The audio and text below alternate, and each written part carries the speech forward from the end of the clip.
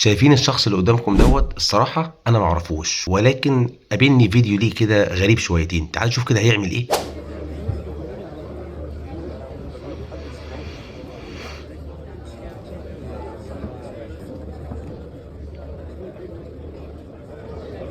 على فكرة الشخص ده بيصلي، أظن اسمه الأستاذ أيمن ممدوح عباس. لما أنا سألت عرفت إن ده اسمه. الناس بتوع الكورة إن هم بيلعبوا الكورة والرياضة عارفينه، أنا ماليش في الكورة زي ما أنتوا عارفين. كان بيصلي بطريقة غريبة شويتين. أنت عارف يا أستاذ أيمن، ويا كل واحد بيصلي بنفس الطريقة دي. النبي عليه الصلاة والسلام كان مرة قاعد كده، كان قاعد في المسجد كده، فعدى واحد وقف قدامه وصلى بنفس الطريقة بتاعة الأستاذ أيمن. النبي عليه الصلاة والسلام قاعد بيتفرج عليه وشايفه كده بيعمل إزاي.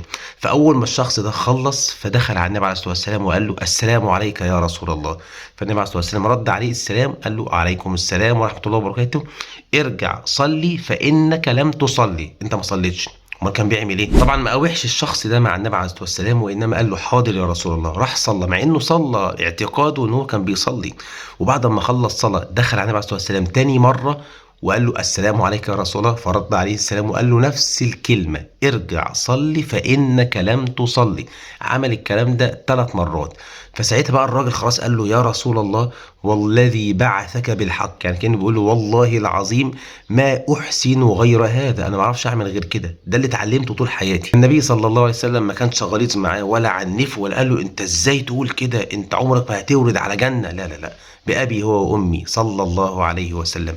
قال له: إذا قمت إلى الصلاة فكبر، قل الله أكبر، ثم اقرأ ما تيسر معك من القرآن. يعني تقرأ سورة الفاتحة وسورة قصيرة بعد الفاتحة. اسمع قال له إيه: ثم اركع حتى تطمئن راكعا، الله أكبر، سبحان ربي العظيم، سبحان ربي العظيم، سبحان ربي العظيم. بس 3 كفايه قوي، عاوز تزود مفيش مشكله. ثم ارفع حتى تعتدل قائما. قال له كده حتى تعتدل قائما، يعني تقف كده وتصلب طولك، سمع الله لمن حمده، او تنزل ايدك تحت ودنك واقف كده، ربنا ولك الحمد. وبعدين قال له: ثم اسجد حتى تطمئن ساجدا، يعني ما تيجي تقول الله اكبر عشان تنزل السجود، الله اكبر، سبحان ربي الاعلى، اطمئنان، بالراحه، سكينه. مش سبحان الله، لا لا مش كده، سبحان ربي الاعلى، سبحان ربي الاعلى، سبحان ربي الاعلى. ثم اجلس حتى تطمئن جالسا، ده كلام النبي.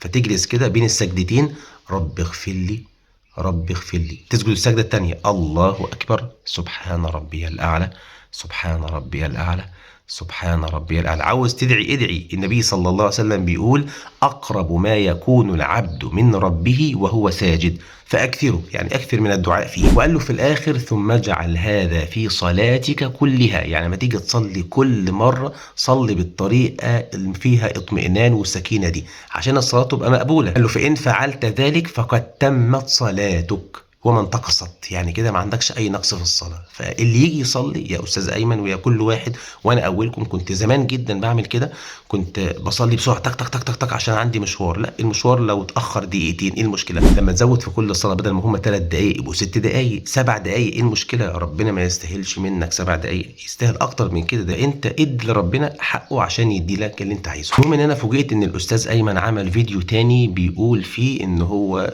بيعاني من فيها وجع في ركبته او حاجه زي كده، فبيصلي وهو قاعد. نقول له ساعتها: الصلاه وانت قاعد يا استاذ ايمن، ويا كل واحد غير مستطيع انه يصلي وهو واقف، ما فيهاش اي مشكله طالما انت فعلا لست قادرا على القيام، لان القيام هو ركن مهم جدا. القيام مع القدره. ما ينفعش واحد يجلس ويستعبط يقول انا هقعد كده كده بمزاجي، لا، لازم تكون فعلا انت غير مستطيع. ربنا قال: لا يكلف الله نفسا الا وسعها.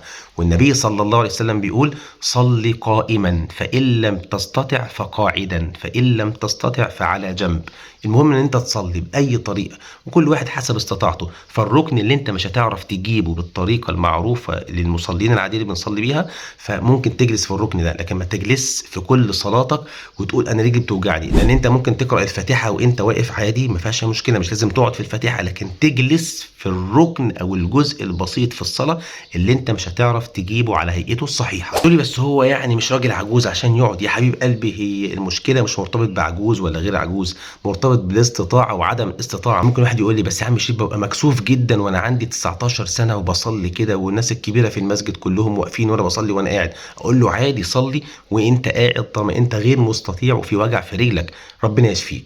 بشكر جدا اللي صورني وانا بصلي. للاسف في زحمه اليوم وزحمه الشغل ساعات بيحصل ان الواحد ما بيبقاش ياخد وقته في الصلاه، لازم يدي لنفسه وقت وهو بيصلي، فبشكره. وتاني حاجه، انا عندي مشكله في ركبتي عشان بس ما الناس، وانا فعلا وحشني السجود، ولكن الدكتور منعني ان انا اسجد، فاللي بيقدر يسجد دلوقتي يتمتع وهو قادر. شكرا يا استاذ ايمن على الفيديو التاني اللي انت عملته ووضحت فيه ان انت فعلا كنت مقصر وانت بتصلي بالطريقه دي بسرعه، وشكر الانسان اللي صوره، فكانه يعني بينبهه فالمسلم مرآة اخيه. فانت لو شفتني على غلط قول لي، وانا لو شفتك على غلط اقول لك، مفيش اي مشكله خالص. الدين النصيحه كما قال النبي صلى الله عليه وسلم. اهم حاجه دلوقتي انك تعمل شير للكلمتين دول عشان غيرك ينتفع. يمكن حد يكون بيصلي بالطريقه الغلط دي فينتبه لصلاته وتبقى ساعتها صلاته غير صحيحه. عليك تكون سبب في هدايه حد. السكينه والطمانينه في الصلاه دي ركن من اركان الصلاه، خلي بالكم. اوعى تنسى تصلي على سيدنا النبي عليه الصلاه والسلام.